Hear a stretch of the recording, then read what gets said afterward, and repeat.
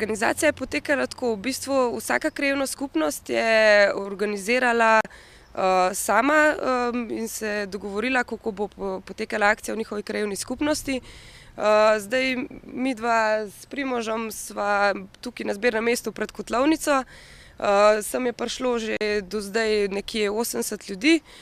Tudi na glavnem trgu jih je bilo zdaj do 10. ure nekje 200, tako da pričakujemo še kakšnega.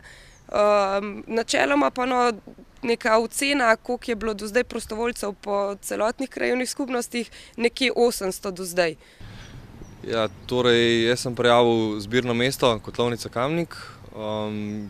Se pravi, pri nas so se zbirali prostovoljci, ki so danes šli čistit. Zdaj tako, sodelujemo tudi recimo s taborniki, tako da taborniki smo posvojili eno odlagališče, kar pomeni, da ga bomo mi v celoti čistili in v bistvu tudi odgovarjamo za to, da je pač to pol uspešno izvedeno. Zdaj, mogoče bi menil to, da ne sodelujejo samo posamezniki pa take skupine, ampak sodelujejo tudi kamniške osnovne šole, tako da poprečno recimo od 200 do 300 nekako učencev in učenk iz osnovnih šol sodeluje zraven. Tako da končna cifra vse skupaj prostovoljcev bo definitivno čez 1000. Ja, jaz sem se vprašal, tako pred špeglom, sem rekel, kaj bi jaz delal v življenju. Sem rekel, jaz hočem biti astronavt, sam pač sem rekel, mraj gume poberal z tega.